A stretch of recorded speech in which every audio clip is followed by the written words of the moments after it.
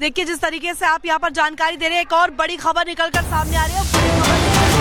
करवा देते हैं। बड़ी खबर ये कि सीएम योगी आदित्यनाथ की यहाँ पर नजर बनी हुई महाकुंभ में भगदड़ पर योगी ने रिपोर्ट तलब कर ली है। सीएम योगी ने मेला अधिकारी से रिपोर्ट तलब की है। मेला अधिकारी ने मुख्य सचिव डीजीपी को जानकारी दी है। सीएम योगी के सामने पेश की जाएगी रिपोर्ट। तो देखिए सीएम योगी आदित्यनाथ ने इस पूरे मसले को लेकर के रिपोर्ट तलब कर ली है। मेला अधिकारी से सीधे तौर पर यह रिपोर्ट तलब की गई और लगातार हम तस्वीरें दिखा रहे हैं। इस वक्त मेरी मौजूदगी है केंद्र चिकित्सालय में और यहाँ पर जो तस्वीर निकलकर सामने आ रही है, लगातार यहाँ पर देखिए एक के बाद एक एम्बुलेंसेस का आने का जो सिलसिला है वो जारी है। और इस बीच देखिए मुख्यमंत्री की नजर इस पूरे मामले को लेकर है और कहा गया है कि हर संभव यहाँ पर जो प्रयास है वो किए जाए। हालांकि जो इंजर्ड लोग हैं उन्हें ले जाया गया है अंदर और उनका जो प्राथमिक उपचार है वो जारी है। आपको बड़ी जानकारी ये भी दे दें क्योंकि देखिए प्रधानमंत्री नरेंद्र मोदी ने भी बातचीत की सीएम योगी आदित्यनाथ से और इसके बाद जेपी नड्डा ने भी मुलाकात की है, बातचीत की है। इस पूरे मसले को लेकर के उत्तर प्रदेश के डीजीपी की भी नजर बनी हुई है और इसके साथ साथ आपको बता दें अब सीधे तौर पर इसकी रिपोर्ट मुख्यमंत्री योगी आदित्यनाथ यानी कि प्रदेश के जो मुखिया है, प्रदेश के जो सूबे के जो मुखिया है उन्होंने तलब कर ली है और मेला अधिकारी से बाकायदा ये रिपोर्ट तलब की गई। इस वक्त मेरी मौजूदगी उसी अस्पताल में है, उसी हॉस्पिटल में है। ठीक है रितु, आप महत्वपूर्ण जानकारी दे रही हैं, आपके पास वापस लौटेंगे। इसी बीच एक और बड़ी जानकारी अपने दर्शकों को दे दें। श्रद्धालुओं की जो भीड़ है वो जमा हो गई है और इसी के चलते 360 नई ट्रेनें, 360 जो ट्रेनें हैं वो एक्स्ट्रा ऐड ऑन कर दी गई है। 360 ट्रेनें चलेंगी ताकि जो रेलवे स्टेशन पर भीड़ इकट्ठा हो गई है वो एक जगह भीड़ इकट्ठा ना हो, सभी जो है अपने गंतव्य स्थान पर पहुंचे यानी कि अपनी डेस्टिनेशन पर पहुंचे, जहां से आए हैं वो वहां पर पहुंचे। और ऐसे में भीड़ इकट्ठा होगी तो फिर से भगदड़ जैसे हालात हो सकते हैं क्योंकि लोग जो है बहुत ज्यादा पैनिक क्रिएट कर देते हैं, केओस क्रिएट कर देते हैं। तो ऐसे में वो चीजें ना हो, इसी के चलते 360 ट्रेनें चलाने की तैयारी की गई है।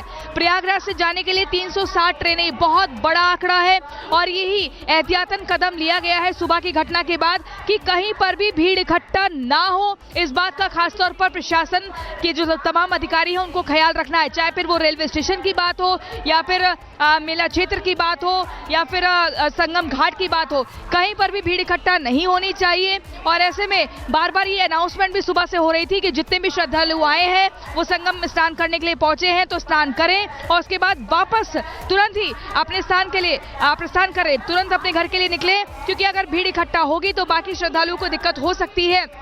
ये जानकारी मिल रही थी कि कुछ ट्रेनें रोक दी गई थी लेकिन अब जब रेलवे स्टेशन पर लगातार भीड़ इकट्ठा होती जा रही है तो 360 ट्रेनें चलाने की तैयारी है ताकि जब तक ये कुंभ चलेगा, महाकुंभ जब तक चलेगा यानी कि 26 फरवरी तक ये खास ख्याल रखा जाए कि कहीं पर भी भीड़ इकट्ठा नहीं होनी चाहिए क्योंकि जब जब भीड़ इकट्ठा होती है तो माहौल बिगड़ जाता है और अचानक से जो लोग हैं वो उग्र हो जाते हैं, अपने नियमों को मनवाने के लिए बेताब हो जाते हैं, वो बाकी जो दिशा निर्देश है उनको मानते नहीं है। तो इसी के चलते बड़ा कदम उठाया गया है, फर्स्ट स्टेप कि कैसे नहीं करना चाहिए था। और जब हमें ज्ञात हुआ कि इतनी बड़ी घटना नहीं घटी है, देखे जो अनहोनी होनी थी वो हो गई। अब उसके लिए क्या किया जाए? अब मैं यही कहना चाहूँगा, अब जितने भी हमारे संत महात्मा हैं अभी तुरंत हमें समय मिलेगा और हम सब दिव्य भव्य रूप से हम अपने नागाओं के साथ, अपने महामंडलेश्वरों के साथ, पूरे जो हमारे भक्तगण हैं सबके साथ अपना स्नान करेंगे, ऐसा मेरी मेला प्रशासन से वार्ता हो रही है।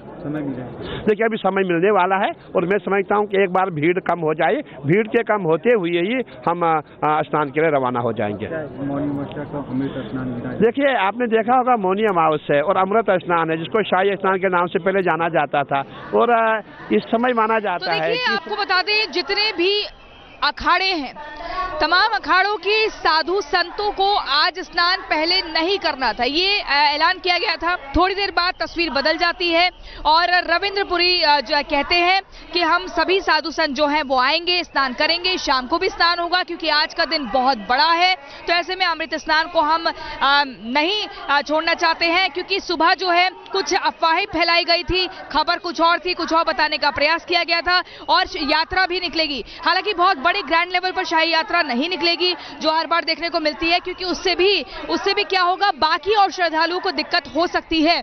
तो इसका खास ख्याल रखा जाएगा। यात्रा छोटी निकलेगी, लेकिन शाम के वक्त नागा साधु भी आएंगे, और वो रूट कौन सा होगा मैं आपको दिखा दूं, यही वो रूट होगा। ये देखिए, जो एक दो बल्लियों के साथ, देखिए बल्लियों के सारे जो एक टेम्परेरी कॉरिडोर बनाया गया, उसके उस पार जो आप देख रहे हैं, यहीं से तमाम अखाड़ों के जो साधु संत हैं वो निकलेंगे और स्नान के लिए पहुंचेंगे। यहीं से वो यात्रा की झलक भी देखने को मिलेगी जो कि स्नान के लिए पहुंचेगी। तो ये तस्वीरें हम आपको लगातार रिपब्लिक भारत पर दिखाएंगे। लेकिन आपको बता दें, सुबह तक ही कहा जा रहा था कि आज स्नान नहीं होगा, और वो पोस्टपोन कर दी गई है डेट। वो डेट होगी अब तीसरे स्नान यानी कि बसंत पंचमी को लेकर। लेकिन अब आज ही वो स्नान किया जाएगा, क्योंकि आज मौनी अमावस्या का दिन है और कोई भी इस स्नान को मिस नहीं करना चाहता है, जो भी आ सकता है या जो भी आना चाहता है। और साधु संतों के लिए तो महत्वपूर्ण ये दिन है।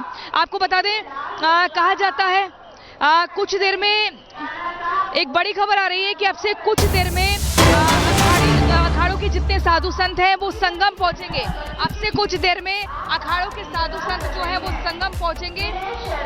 सभी 13 अखाड़े जो है वो स्नान के लिए तैयार हो रहे हैं, ऐसी भी जानकारी मिल रही है। ये बड़ी खबर आपको बता रहे हैं, 13 अखाड़ों की तरफ से हामी भरी जा चुकी है कि वो तैयार है, वो अमृत स्नान के लिए आ जाएंगे। और एक बड़ा सैलाब देखने को मिलेगा साधु संतों का जब यहाँ से वो निकलेगा और अमृत स्नान के लिए पहुंचेंगे। वो दृश्य भी काफी खूबसूरत होगा, काफी अद्भुत होगा। आपको बता दें, आज का दिन बेहद खास है।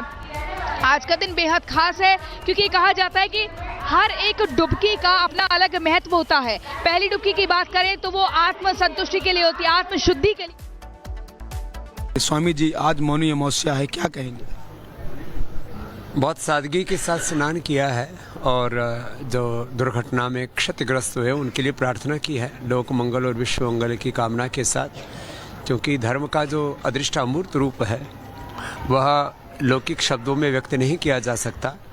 और हम ये जो स्नान करते हैं यह कोई दुनियावी तर्कों से नहीं समझ सकता कि लोग कोई कहते हैं पापों से मुक्ति के लिए कर रहे हैं कि इसके लिए कोई कामनाओं के साथ स्नान कर रहे हैं। हम सन्यासी तो अकाम निष्काम होता है, लेकिन लोक मंगल की कामना, आत्म कल्याण, लोक कल्याण, विश्व कल्याण की कामना के साथ स्नान करता है, ध्यान करता है और अपना तप पुरुषार्थ करता है। तो हमारे जितने भी अखाड़े हैं, साधु संत महात्मा और जितनी भी सनातनी हमारी आत्माएं यहाँ पर स्नान के लिए आ रहे हैं, इस दुर्घटना के बावजूद भी वो सब शांतिपूर्वक स्नान आदि करके धीरे धीरे आत्मानुशासन के साथ प्रस्थान कर रहे हैं।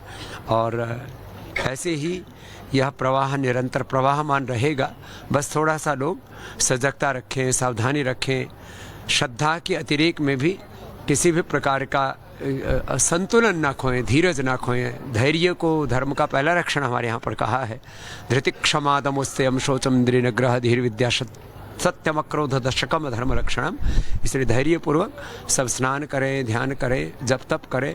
निश्चित रूप से इस कुंभ का, इस अमृत पर्व का जो अमृत है उसके वो भागीदार होंगे। स्वामी जी, जो अखाड़ा परिषद का अध्यक्ष, उन्होंने एक मार्मिक अपील की कि हमारे श्रद्धालु जो आए हैं गृहस्थ के, वो स्नान कर ले, समझो अखाड़ों का स्नान हो गया, हम आने वाले जो बसंत पंचमी पर भी कर लेंगे। क्या कहेंगे? हाँ, ये अच्छी बात है कि साधु तो पूर्ण संतोषी होता है और वो सबके हित में अपना हित समझता है, और यही हमारे साधु संतों। तो देखिए, आपको बता दें, मौनी अमावस्या के मौके पर महाकुंभ